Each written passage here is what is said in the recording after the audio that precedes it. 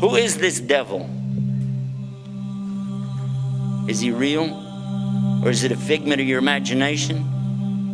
Or is it just something in philosophy? According to the Quran, he's very real. Substance is real, you just don't see it. He lived before us, he's still alive today. That's an amazing subject right there, isn't it? That's amazing.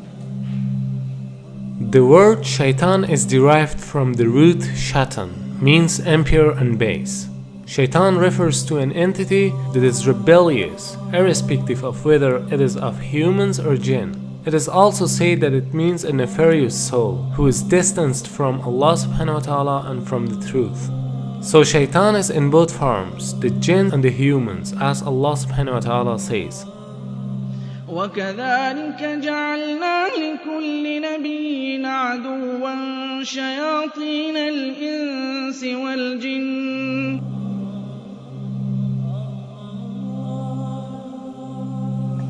Now what is this about the jinn? Why do you have to believe in that? Well, they're part of something called al-ghaib. Al-ghaib means the things you don't see, the unseen. You agree and I agree, we don't see Allah. Okay, so he's in the ghaib, the unseen. We agree there are angels and you don't see them. They're in the ghaib, unseen, made out of light. And now the jinn, and we don't see them. They're also in the ghaib. They're made from a fire which has no smoke to it. And if fire has absolutely nothing like smoke to it, or that it could be that you don't see that either. There's heat that you don't actually see, isn't that true? The both kind of shayateen are trying to lead people to evil deeds. The jinn kind of them are whispering to your hearts so that you can't see them or hear their whispering. And the human kind of them are whispering to your hearts in a way that you can see and hear but not realize it as whispering. And he can be anyone, even a friend of you who suggests you for drinking alcohol or any other kind of evil deeds.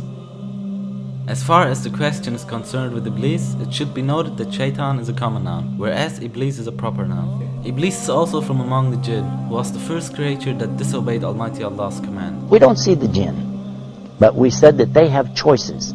And they were making choices even before Adam or human beings were ever created. And their choices were sometimes good, sometimes bad. From them comes the one we call Lucifer or Iblis. And who is that? Who is Lucifer? Who is Iblis? You might say he's the devil, the Satan or Shaitan as he's called in the Arabic language.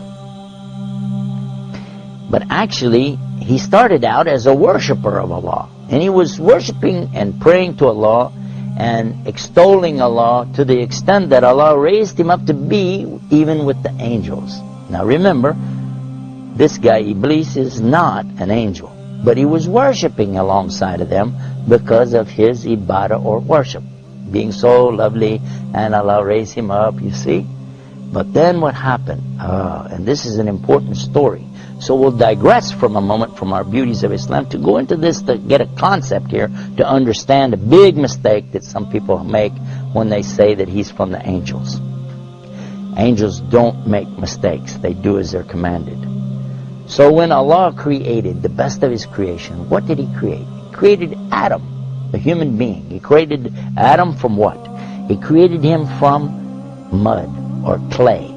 I want to show you what happened after Allah created Adam. Allah ordered all the angels, bow down. And all the angels did because they have to do as they're commanded. And they bowed down.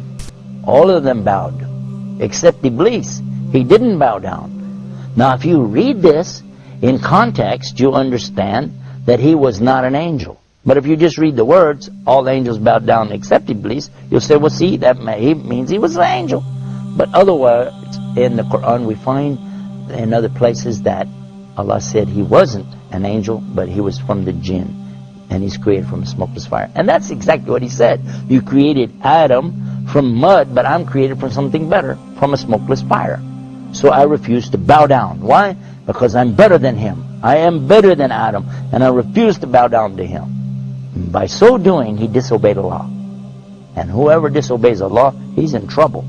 But especially if he does it out of his arrogance and his pride. I refuse to obey because, I know better. And in this way, he put himself in the worst possible condition with Allah. Allah condemned him to hell forever. And he said, I don't even care. Just let me take him, meaning Adam, and his children along with me to hell. What?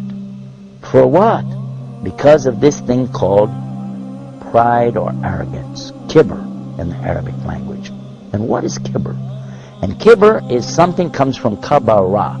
Kabara is the root of the word akbar. And only Allah is akbar. Allah is greater and greater and greater than anything. But a human being has no right in front of Allah or anything it's created.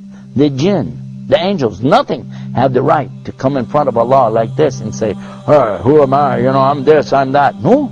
Allah gave you a commandment. You do it. Now the important point is that everyone thinks that it is because of Shaitan that we commit sins. That's why they're asking some questions like, why Allah created Shaitan? Or why Allah didn't finish Shaitan so that we wouldn't commit sins? Here's a misunderstanding. Shaitan cannot do anything more than whispering. To make it more clear, let's ask a question. Before Iblis became Shaitan, there was no other Shaitan, right?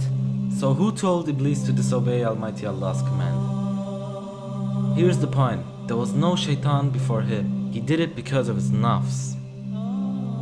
Suppose that even if there was no Shaitan, still we'd have nafs. So we'd commit sins. Because this world is a test for the mankind and the jinn kind. Now same as the case with Iblis, he is also in this test because he is a jinn and he has nafs. So Allah subhanahu wa ta'ala didn't create him as Shaitan. Rather he himself chose to be Shaitan. Not only Iblis but all the other shayateen are choosing to be Shaitan by disobeying Almighty Allah's order. Now, what happened next? Well, that's when Allah told Adam that he could have anything that he wanted in all of the paradise. Go ahead, enjoy. But there's one tree, don't eat from it. Of course, you know what's going to happen. And the devil came to him and to Eve and got them to eat from that tree. And they were cast down because of that. But Allah knew from the beginning they would eat from it. That's why Allah put it there. Because this life, and this is the whole reason for me telling you this story, so you can get this one beauty of Islam, to understand this one thing. This life is nothing more than a test. The obvious point is that Iblis was the first of all shayateen. Therefore, he is the leader of them. And all shayateen are tools for this test, even though they are also giving test.